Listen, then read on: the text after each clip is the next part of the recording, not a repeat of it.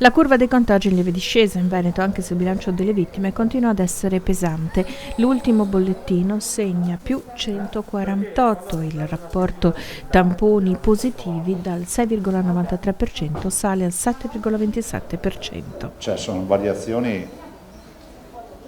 Vi ricordo sempre che noi peschiamo in un bacino di potenziali positivi, non siamo andati in strada a far tamponi, siamo andati dal marito e dal figlio della signora positiva, dal compagno di lavoro di un positivo che ci lavora assieme fianco a fianco, quindi non è un campione rappresentativo. Zaia firma l'ordinanza con qualche restrizione anti-assembramento, mercati ad ingresso contingentato, cambia la fascia oraria per gli anziani di fare la spesa dalle 10 alle 12, soprattutto nei bar si mangia e si beve seduti dalle 11. Venerdì l'Istituto Superiore di Sanità e il Comitato Tecnico Scientifico decideranno se il Veneto resterà giallo. Dalle ore 11 nei bar del mattino, dalle ore 11 non si consuma in più in piedi. Quindi si va a bere il caffè al mattino, si legge il giornale, si fanno due chiacchiere, eccetera.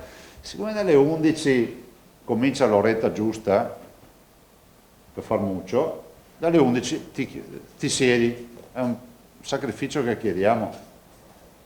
Consumazione solo da seduti e nel bar, dopo aver consumato, sulla mascherina.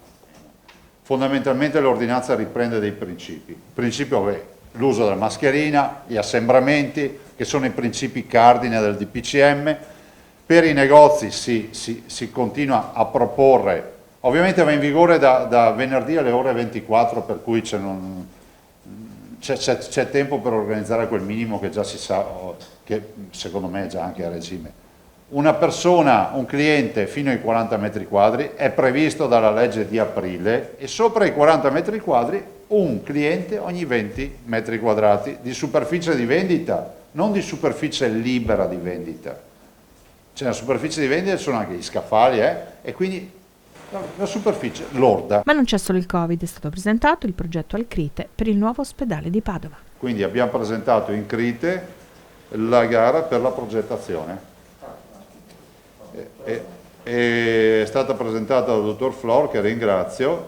Stiamo parlando di lavori per 481.692.600 euro. Vabbè, in totale sono 48 mesi per arrivare al pronti e via.